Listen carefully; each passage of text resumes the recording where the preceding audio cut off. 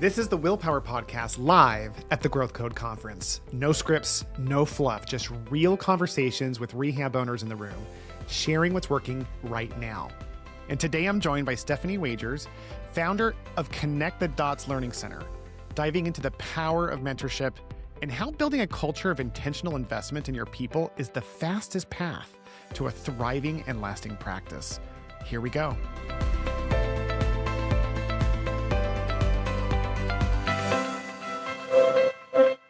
Well, Stephanie, thank you so much for being on the Willpower Podcast. I'm so excited to talk to you.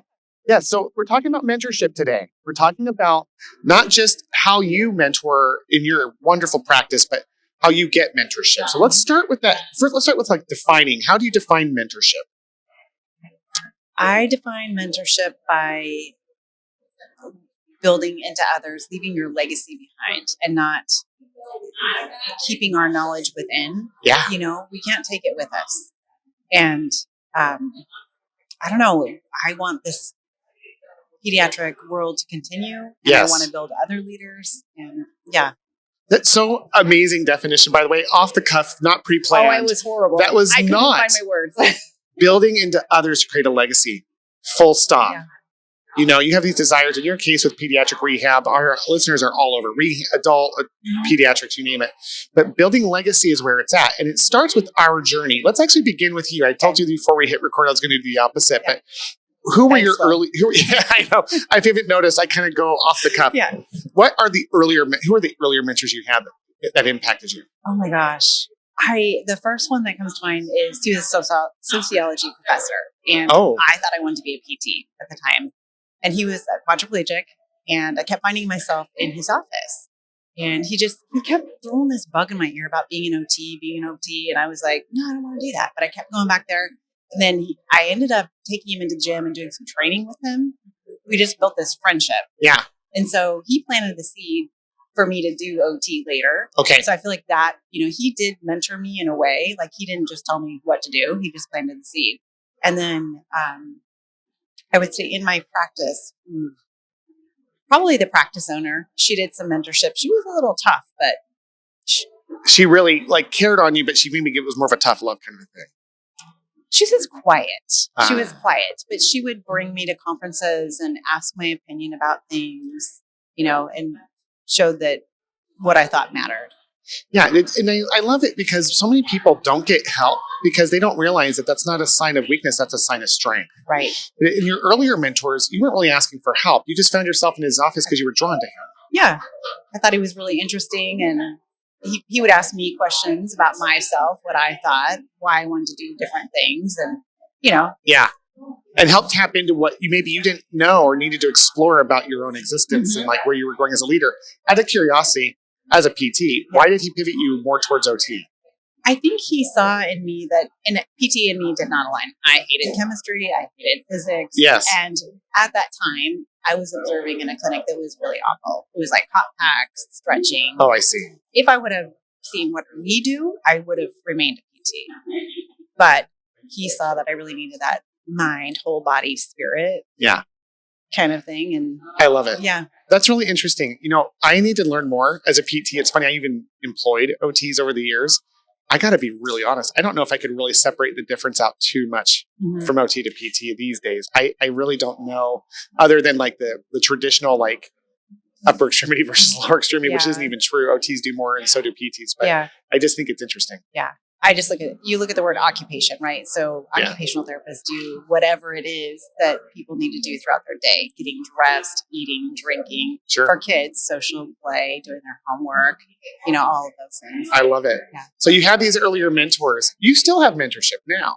I do. So you talked about working with the great Greg Todd, a frequent, wonderful guest of the show. Mm-hmm. So why do you still go get mentorship? What is this that you're doing?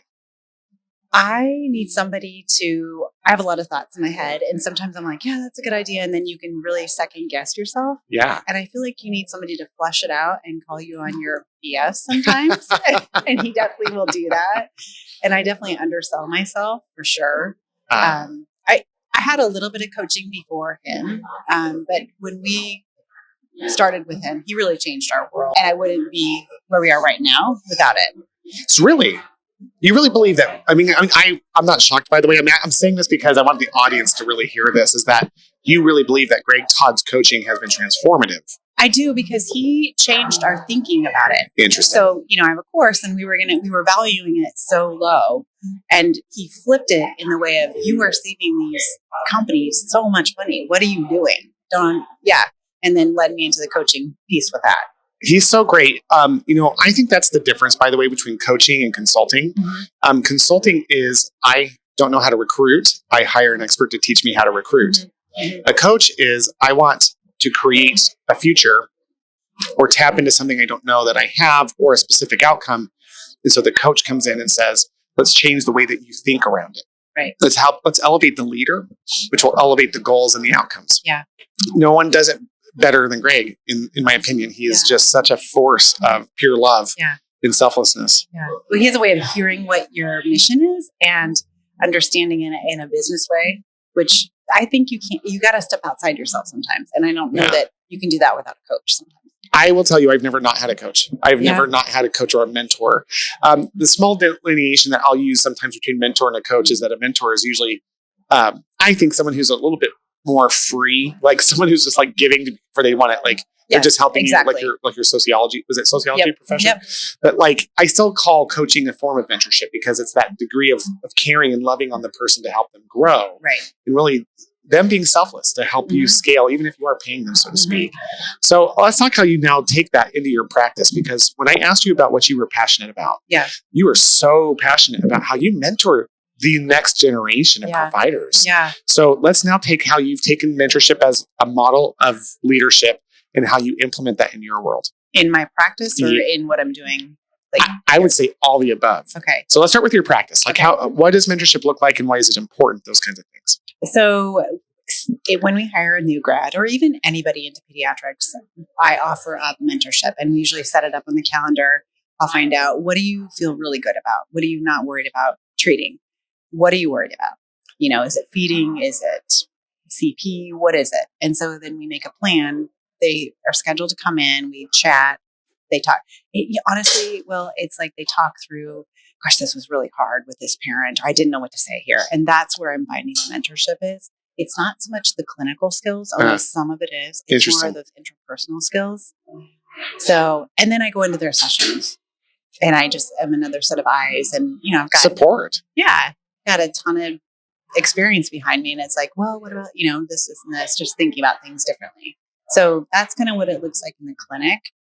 And then, coaching other practices and stuff, I just treat their employees. They're like my employee, how I would talk to my employee. Yes. And really just building into them those, because they're young. They don't know how to have these hard conversations with people. Yes. Right? I think, I've said before, any degree of success that I've had is directly proportionate to the number of courageous conversations. I heard an earlier guest say for the first time. Yeah. They used to say difficult, but courageous conversations, because those are really the defining moments that help us change. Yeah. And I call them caring conversations. Oh my gosh. I've learned so much about conversations. I love that, caring conversations. And that's really kind of what my program's about, is like, as a therapist, it is our job to say things that need to be said. Yes. Right?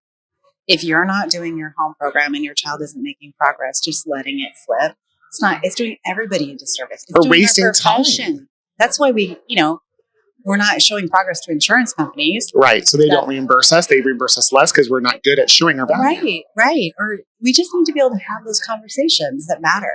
Absolutely. And so you need mentorship behind that, because it feels really hard. And so just remaining curious and asking questions, and So I'm seeing parallels. I'm seeing parallels from your early mentorship. I'm seeing parallels from your advanced mentorship through paid coaching. I'm seeing parallels between how you mentor both your clinical, hires, and how you coach others. Yeah. And I hear some elements like listening and curiosity, and so much helping them kind of just process it out and giving them some support. Those are the themes I'm seeing around this. Yeah. So I wasn't aware of this, Stephanie, that you are coaching other practices. Yes. Yeah. So I've created a program to train therapists how to get better parent engagement. So this isn't just for your employees. No, I've given it to them. So if they work for you, they get this for free. Yeah. I went back, got my doctorate, did a capstone. And because I wanted out of the practice, I was burnt out. Totally. Done. Because just everything. But mainly because parents were not coming in, canceling, the whole thing. And so I was like, I'm going to figure out what's behind this.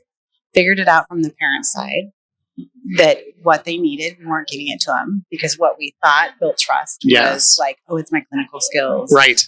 It's this. And parents didn't care about that at all.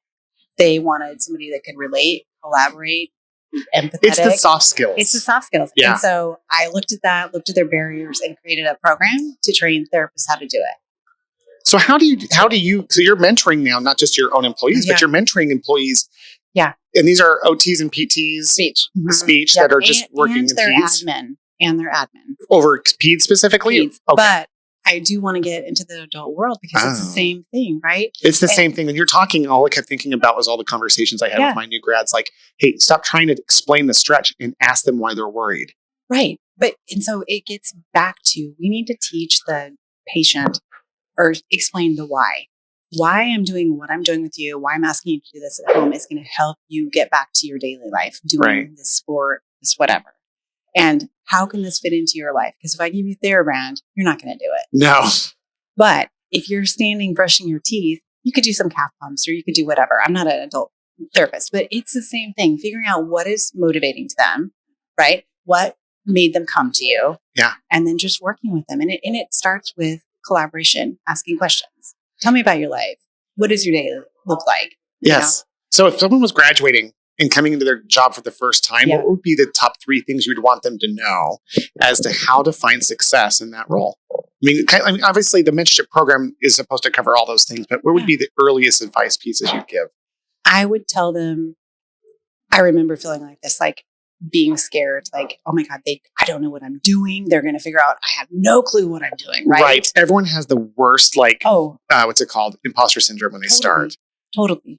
And just to treat your patient like a peer or, part of the same team. I see. Yeah. And just to start kind of collaborating with them. And also the bigger thing, they don't understand what you're doing and you need to tell them what you're doing and why you're doing it. Got it. Yeah. So tell them your why. It's interesting. I remember being hired for the first time. I opened a clinic without ever having mentorship. First job out of school was alone in a clinic. This guy didn't know what he was doing. He's actually a good friend of mine now. And now he's an amazing leader. But neither one of us knew what we were doing. And I went out there and I said, I don't know what I'm doing. Are you worried? He goes, no, because you're really good at just like being personable. He goes, from my experience, that will get you through all the stuff you don't know until you figure it out. Absolutely. And I don't recommend doing it that way, but I will say that those soft skills, I think we really should be in our schools teaching a greater degree of both business education and like, hey guys, let's talk about how to just be human beings around people. Yeah. Some of that you can't train, but you are finding ways to train it into people. Yeah, I am. And that's, when I wasn't planning on taking my program in coaching. That was not our plan. Yeah. But we did. And then our metrics went. Are you serious? Yeah. Yeah. We're getting a decrease or increase of arrivals and the clinics that I'm decrease of cancels. Yeah. Sorry. It's late. And same thing with the clinics I'm coaching. But the bigger thing is the burnout is going down. So you're coaching people and just helping them deal with those relationship pieces. Mm-hmm. And you're noticing that that patients keep coming because they're connecting better. Yeah. And then the therapists are actually not burning out. They're probably doing similar volumes. Yeah. Because they have a partner. Wow. And it's being carried over at home. So when we're canceled on all the time, when the parent doesn't do it at home, totally. You're like, I'm not good at this. What I'm doing doesn't work. Right. Right. It burns us out. Or when, especially in peds, when you're managing meltdown after meltdown after meltdown, our nervous systems are not set up. I don't know how you guys do that. I've worked in adult my whole life. The peds thing to me, I look at that and I just go, the best people in the world are working in peds rehab. Yeah. But it's a disservice if we don't train the parent because we can't fix and I'm not saying fix, but like 1 hour a week, it's a Band-Aid. Right. We have to empower parents with this knowledge through coaching them in the session of what to do. Right.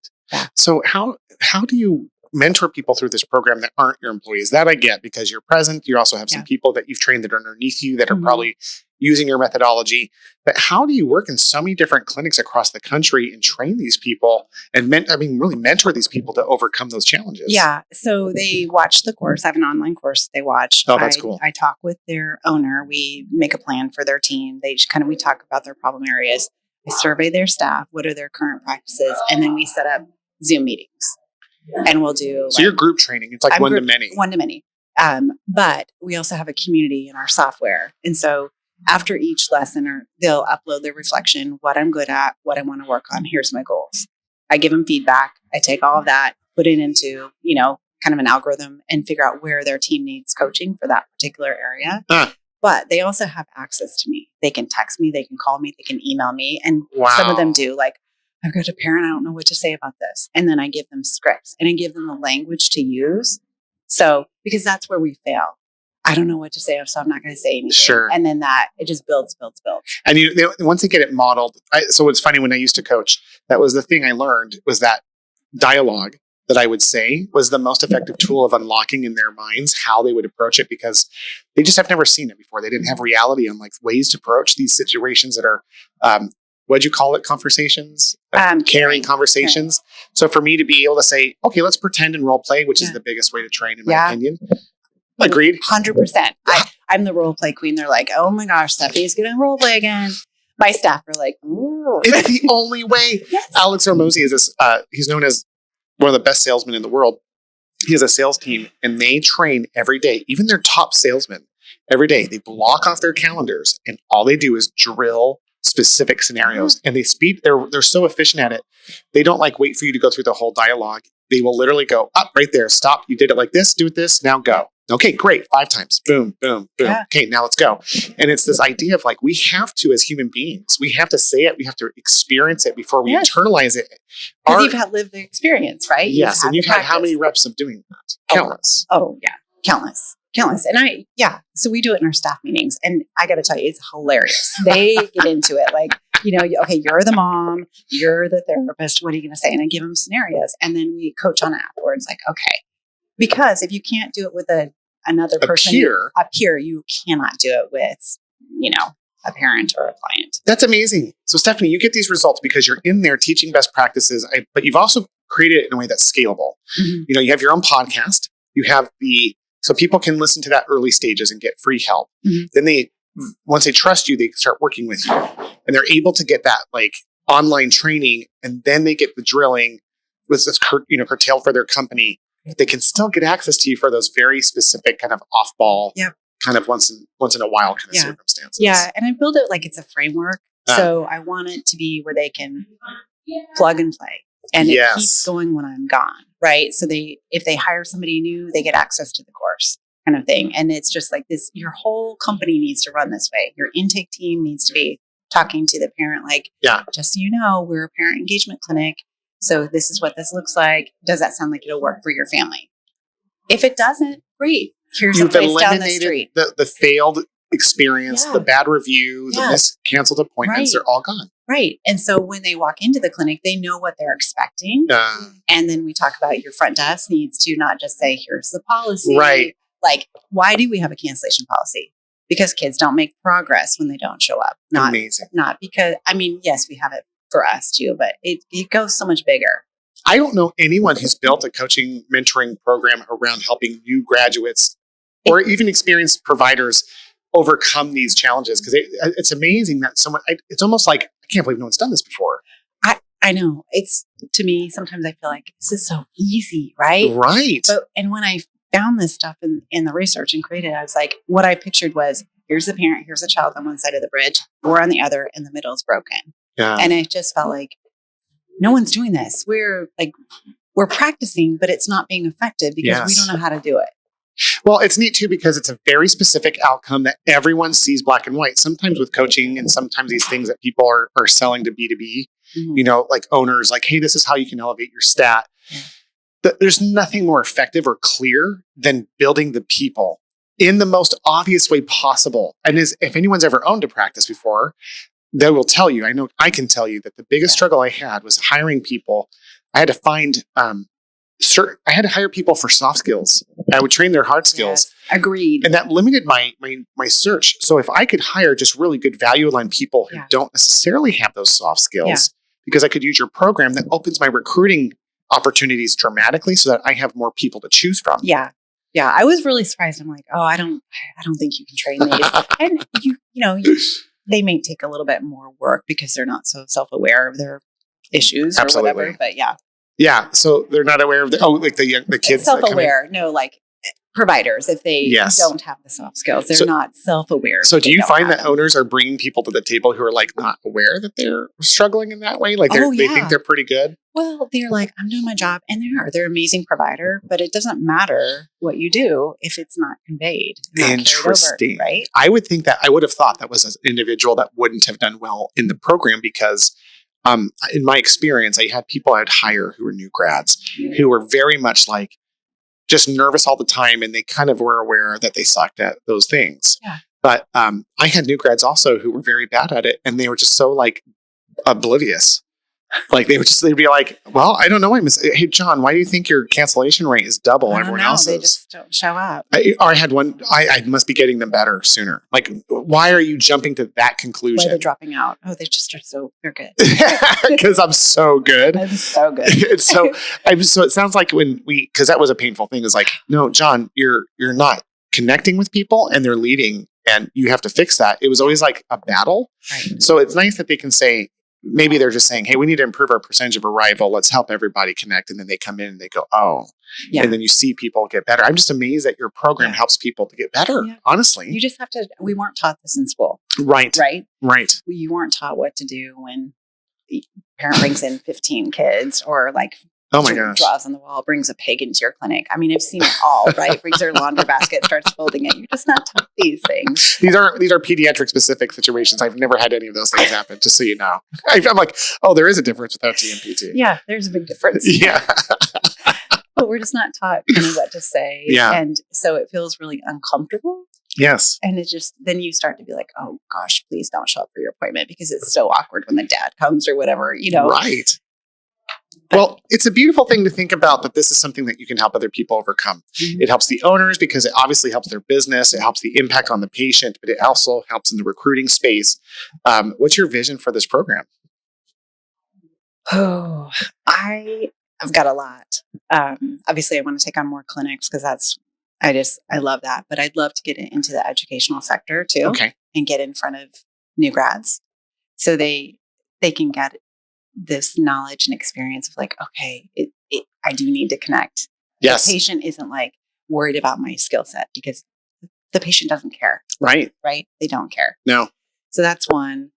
Into like hospital settings, just everywhere. I don't know. It's and adults. I would love to, because it's just transferable. I honestly don't see any difference other than some of the types of conversations you're having. Mm-hmm. Because all the conversations you'd have with parents about the kids, the only shift is that we're talking about themselves. Yeah, that's it. But they're the same conversations. Same.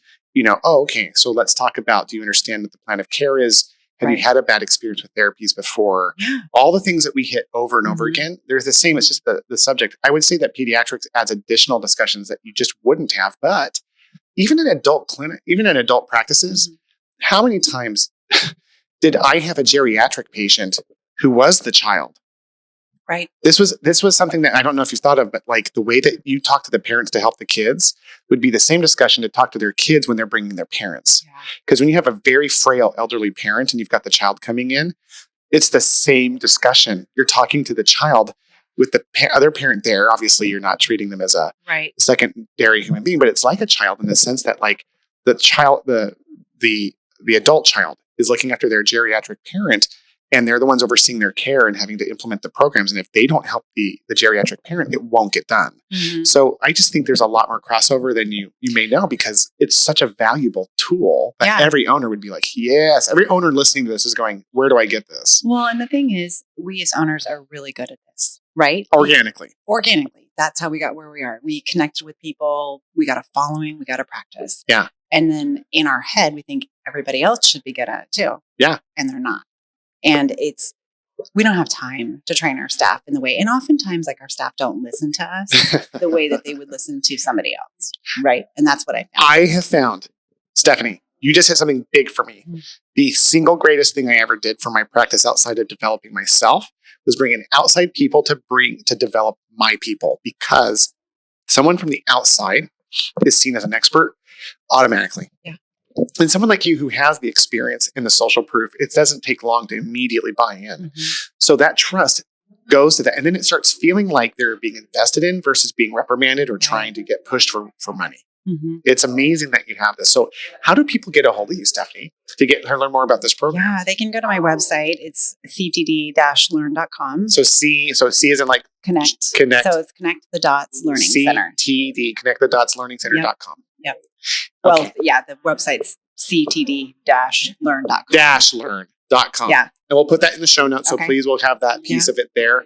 And you're willing to work with, and you have space in your calendar to work with some of these people. I do. This is it's my passion. It's like I've geeked out on it for the past 3 years. Like my husband's tired of hearing it. No, he's super supportive. But it's just, it's really exciting to me. And I get those like chills when somebody is able to like get it and have those conversations and make that connection. I love it. All right. So Stephanie, before we wrap things up, I like to do rapid fire questions at the end. You ready for this? I don't know. Oh, by the way, what's your podcast? Connect the Dots Learning Center. How easy is this brand? Yeah, okay, so everyone listening can follow you on that podcast as well as they can go buy your product. So from today's podcast, what is the greatest mistake that people make when trying to mentor new graduates? Forgetting what it was like to be that age or be that new. Yeah, I had friends over time who would be like, "Oh, this next generation, they just don't." It's like, you were the same way, man. Like you were the same way. Mm-hmm. Love that. Okay, shifting gears a little bit. What is a book, movie, television show, series that you've watched recently that you've liked, or a band, or a concert, anything at all, anything in that entertainment space that you've enjoyed recently? Yes. Oh my gosh, Billy Bob Thornton. Oh, he's got a movie. It's in Texas. Or no, it's. I forgot the name of the show. That one. Yes. So those of you who are looking, it's Billy Bob Thornton has a show right now, and it's got. Oh gosh, it doesn't have Demi Moore. Yes. Yeah, and it's spacing the name of it. Same writers of Yellowstone. I've also watched Yellowstone. You love that as well. Yes. I've never seen either. Really? I don't know what my problem is. Shrinking. I haven't seen Shrinking, and I love comedies. I love Jason Segel and Harrison Ford. You got to watch Shrinking. Shrinking's my favorite. Really? Yeah. Ted Lasso. I love that show. That's one show I watch all the time. Then you would love Shrinking. Done. Yeah. Done. Okay. Where have you been in the world that you've loved, or somewhere you're excited to go? Ireland. Okay, you've been, or you want to go? I've been. Beautiful. Ireland, Scotland. Yeah, beautiful. Which is better, Ireland or Scotland? Scotland was different. Oregon's very green. That's where I live. And so Scotland was crazy cool with the castles and all that stuff. Yeah. But Ireland was super fun too. Sweet. Yeah. Okay. And final question. We're all here because of our ancestors, right? Like who in your ancestry line, parent, grandparent, had an impact on you and why? Oh. Let's say a positive, loving impact. Yeah. I didn't define that very clearly because there could be lots of impacts. That's tricky. My mom. Yeah. Yeah. I mean, I had a great family, but I think she was always my biggest cheerleader. Yeah. Just like she didn't go on to college. And so when I wanted to go to OT school, my dad was like, well, why would you do that? You're just going to go get married. Oh my gosh. Yeah. And I was like, fought him back. And my mom's like, go, go, go, Steffi, go. And so she's always just been this like, go get him kind of thing. Are you the oldest by any chance?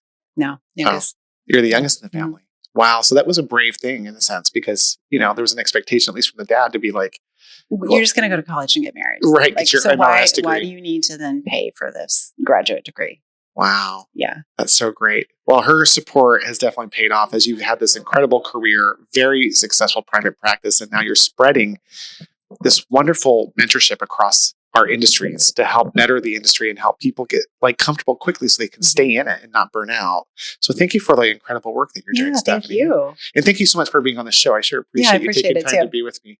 All right. Well, Rockstars, you heard it here from Stephanie. Please reach out to her if you have any questions at all about how to mentor your people. Even if it's just a mentorship program, this is an expert in the field. So thanks again for tuning into the Willpower Podcast. As always, this is Will reminding you to lead with love and never give up. Until next time.